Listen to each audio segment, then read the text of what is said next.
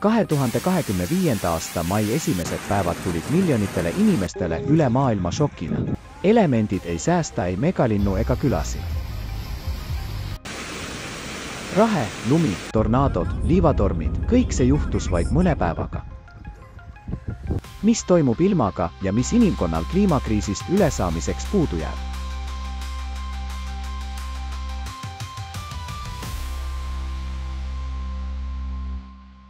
Prantsusmaa.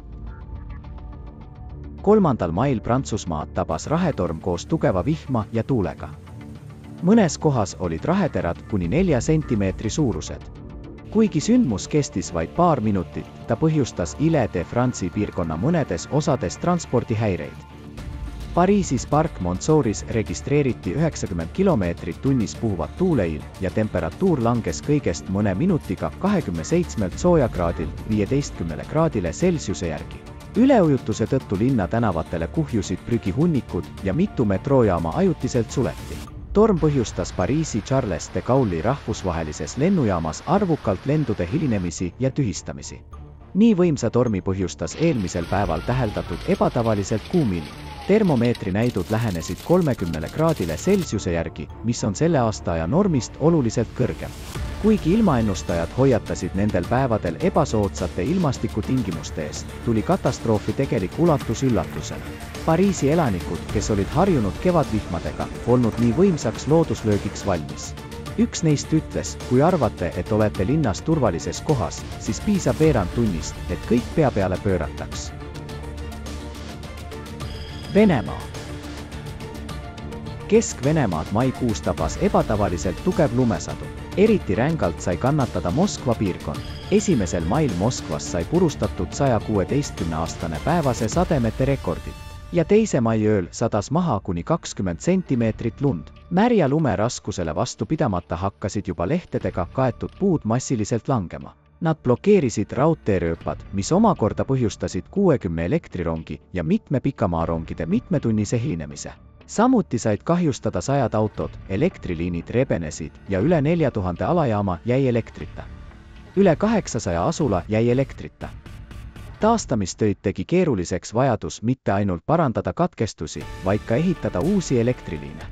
Mõnes piirkonnas veetsid inimesed rohkem kui 4 päeva ilma kütte, vee ja kommunikatsioonideta, valmistades toitu lõkkel ja soojendades enda autodes.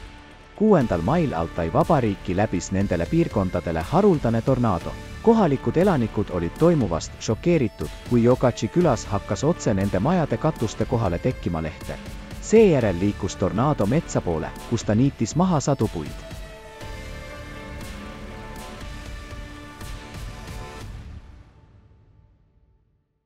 India. 2. mai hommikul tabas pealinna Delhi piirkonda äge ja ootamatu torm, mis tõi kaasa kuni 80 kilomeetrini tunnis ulatuvaid tuuled ja tugeva vihmasadu. See tõi endaga kaasa kaose, hävingu ja inimohvreid. Najafkari linnas majale langes välja juuritud puu, tappes naise ja tema 3 last. Veel üks inimene sai vihma eest põgenedes elektrilöögi. Paduvihma intensiivsus oli enneolematu, 1 päevaga sadas pealinnas maha üle 3 kuu sademete hulga. Raevukas loodusõnnetus põhjustas tõsiseid häireid transporditeenustes. Delhi lennujaamas viibis umbes 200 lendu ja raudteerööbastele langenud puud põhjustasid katkestusi rongiliikluses. Paljude suurlinna piirkondade tänavad olid üle ujutatud. Tormi ulatus ja äkilisus üllatas mitte ainult elanikke, vaid ka riigi ilmaennustajaid. Nad ütlesid, et kuigi sademeid oodatud, ei osanud keegi oodata sellise tugevusega tormi. Pealegi on sellise intensiivsusega äikesetormid Põhja-Indias sel aastaajal väga haruldased. Hoiatuse lähenevate tormide kohta saadeti välja kell 1:30 hommikul, kui enamik inimesi veel magas ja ei näinud seda. India meteoroloogiaamet seletas võimsa ja ootamatu tormi selle piirkonna jaoks äärmiselt haruldaste meteoroloogiliste tegurite kombinatsiooniga, samaaegsele niiskuse sissevoolule Araabia merest ja Bengali lahest.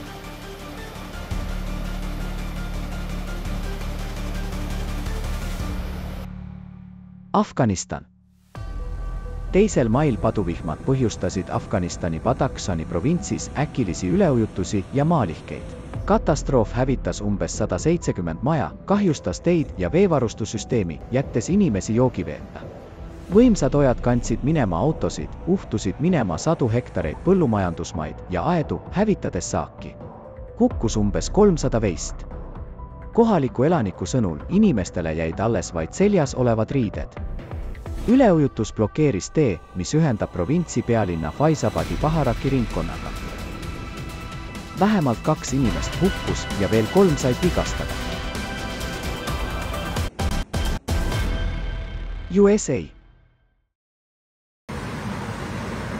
Terve nädala laastavad tormid räsisid Ameerika Ühendriike. 30. aprillil tugevad äikesetormid kihutasid üle 10 osariigi, Texasest New Yorgini.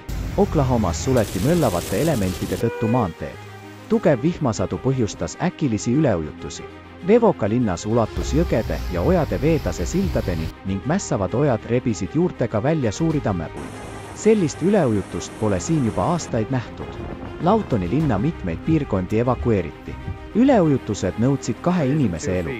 Oklahoma osariigi pealinnas aprillikuu oli registreeritud ajaloo vihmaseimaks. Kuu algusest sadas siin tavapärase 100 asemel üle 300 mm sademeid. Torm põhjustas lennuliikluses häireid. Ainuüksi Texase osariigis asuvast Dallas Fort Worthi rahvusvahelises lennujaamas tühistati sadu lende.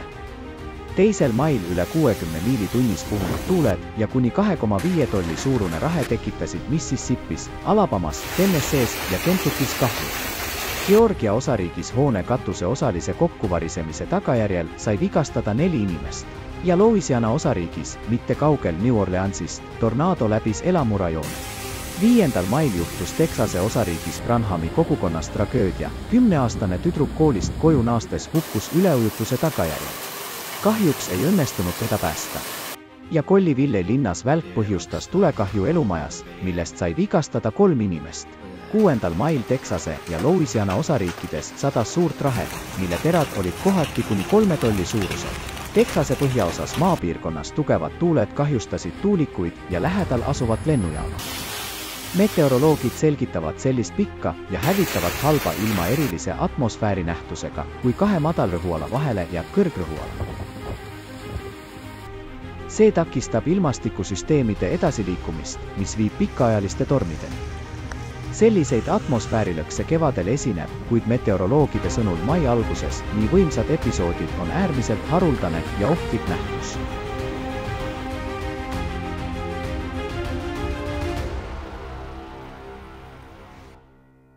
Mehhiko. Sama halva ilmalaine mõjutas ka naaberriiki Mehhikot. 1. mai õhtul tabas Nuevo Leni osariiki hävitav paduvihm koos ebatavaliselt suure rahega. Sina de Floresi vallas sadasid alla kuni 7 sentimeetri suurused jääkamakad. Said kahjustada 10 autod ning majade katused purunesid. Paljud elanikud jäid silmitsi katkiste akende ja ootamatute kulutustega, kindlustusseltsid ei katta alati rahekahjusid. Selline sündmus on haruldane piirkonnas, kus tavaliselt on vähem intensiivseid sademeid.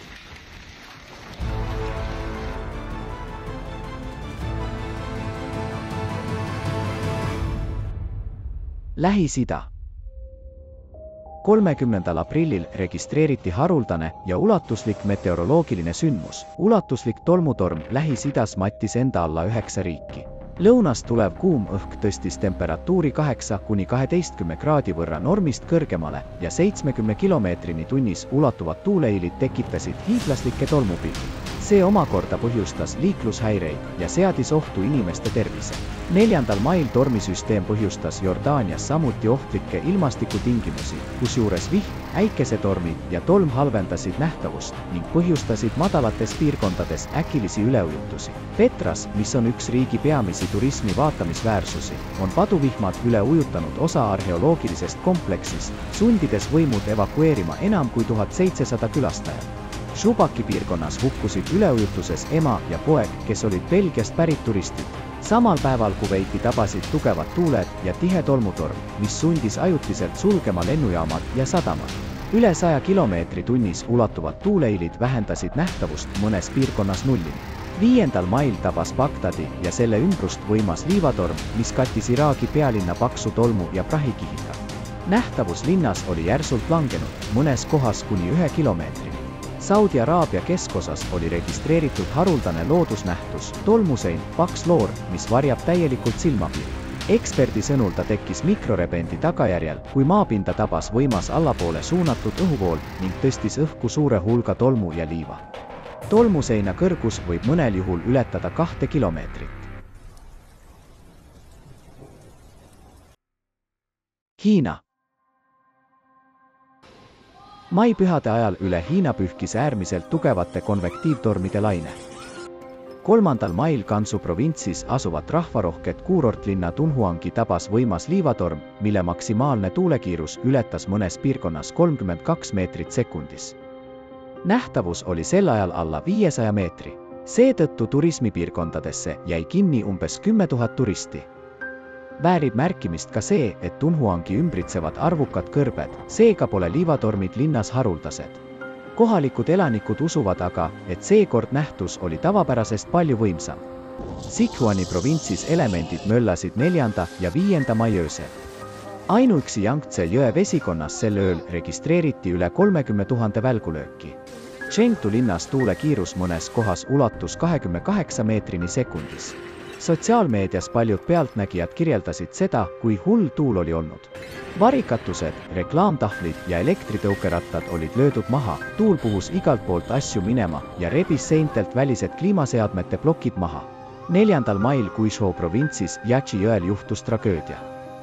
Jiangxi maakonnas pärastlõunal 5–6 minutit pärast seda, kui mitu kruiisilaeva kai äärest lahkusid, ootamatult algas äikesetorm koos välgu, vihma ja rahega. Tuule kiirus ületas 41,5 meetrit sekundis. Õnnetuse tagajärjel läks ümber 4 paati, pardal oli kokku 84 inimest. Ametlike andmete kohaselt sai 70 reisijat erineva raskusastmega vigastusi ja 10 inimest hukkus. Eriti tähelepanuväärne on see, et 4. mail kell 2:40 anti välja oranži rahehoiatuse, mis viitab ohtlike ilmastikunähtuste suurele tõenäosusele. Sellegipoolest turismipiirkonnas kruiisilaevad jätkasid aga muudatusteta kurseerimist.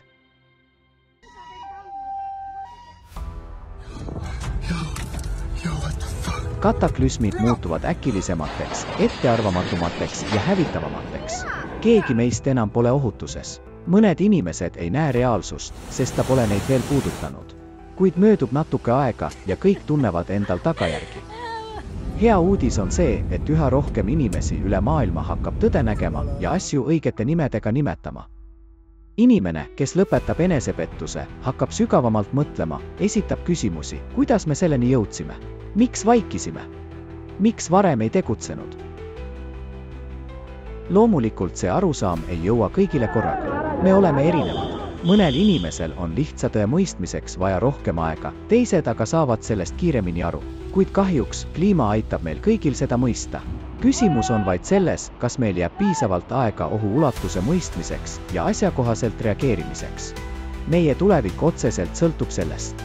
Inimkonnal on olemas soov elada ja soov elada senisest paremini. Kuid meil puudub kõige tähtsam, kindel sihtmärk. Ilma selleta meie eksistents kaotab mõttet. Me võitleme, aru saamata, mille nimel, igaüks iseenda eest. Kui inimkond lõpuks leiab selle ühise eesmärgi, ellu jääda, planeeti säilitada, üksteist kaitsta, siis saame kliimakriisist jagu. Just sellest meil praegu kõige rohkem puudu jääb, ühtsusest ja ühisest eesmärgist.